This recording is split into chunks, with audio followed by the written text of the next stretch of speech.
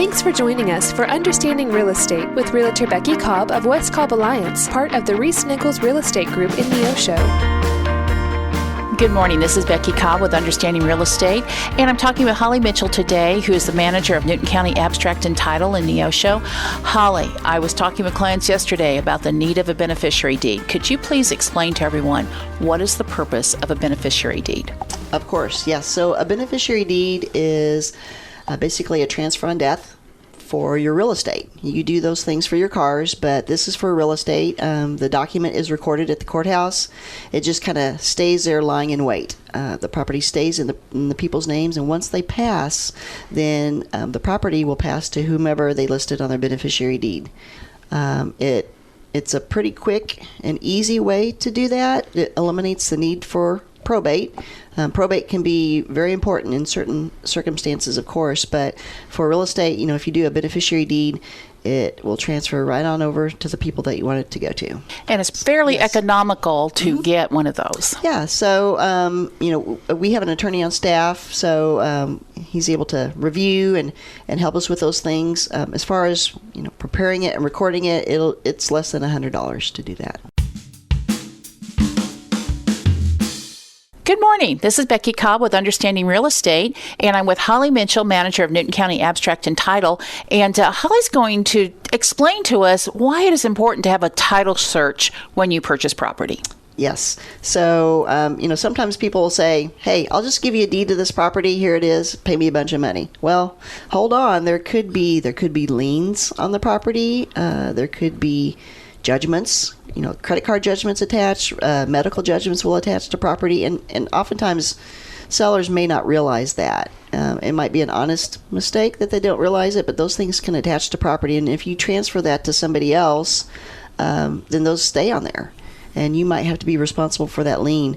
But a title search will show, are there any liens against this property, any judgments? It'll show if there are any easements that affect the property. You might need to know, can somebody drive over and across it? My neighbor, can they do that? The search will show that. It will also show ownership. Who is the owner? Who should be signing this deed? So, you could be talking to Joe Smith, and he'd be like, I own this property, I own this 20 acres. But maybe Joe Smith really doesn't. He might sign a quitclaim deed, which anybody could do to you, because you're just saying, if I own it, here it is. So, yes, it's always good to have a title search. It'll show those things and more. So a title search is for your protection. Yes. Be sure to go through a title company when you're purchasing property. Yes. Good morning. This is Becky Cobb with Understanding Real Estate. Still talking with Holly Mitchell, manager of Newton County Abstract and Title. Holly, easements. You've had to explain them to me many times. Why don't you explain it to everybody else? Easements can be tricky. So an easement gives someone the right to do something. So it could be the right to go over and across a piece of land. It could be a utility easement where a utility company can put a pole or something like that on your property. It could be a water line easement for a neighbor. So there are a lot of easements that are out there. So, but you can own an easement, but that doesn't mean you own the underlying land to that easement. And I think that's maybe where some people get confused. Owning the underlying land, that's called owning a piece of property fee simple. So you could own the land, but it's subject to an easement right to someone else.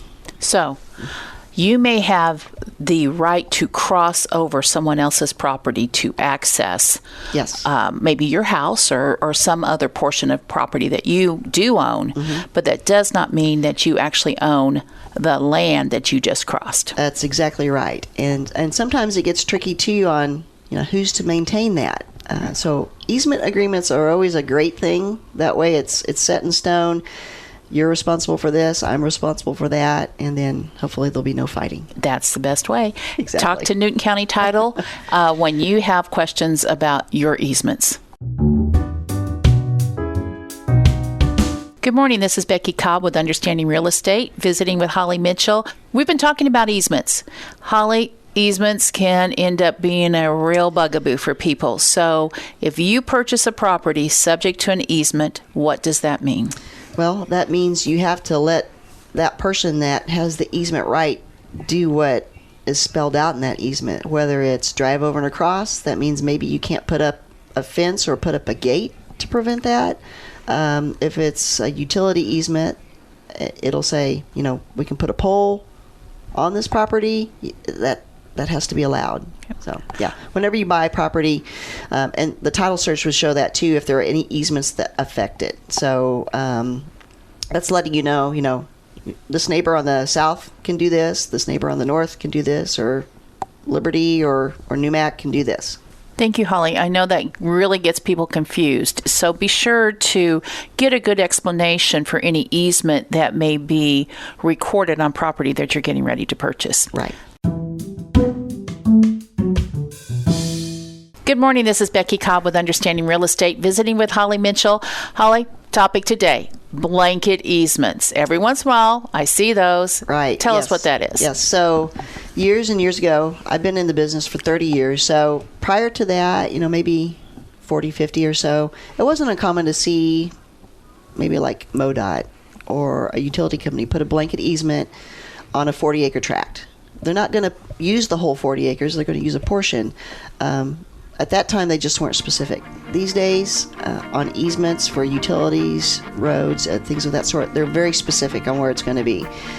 So if you own a 40-acre tract of land, they're going to say, for example, maybe the north 20 feet is where the road's going to go, or the public utility.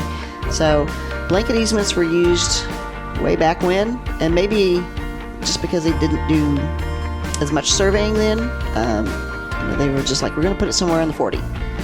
Well, these days we know exactly where they're going to be. So that saves people some worry. Yes. All yes. right. Great. So wouldn't worry too much about those, but if you need an explanation, talk to your title company and they can explain blanket easements to you. Thank you, Holly. You're welcome. If you would like to know more about understanding real estate, you may contact Becky Cobb at 417-592-3245 of the West Cobb Alliance, your realtors for life. Find out more on the web at neosho.homes.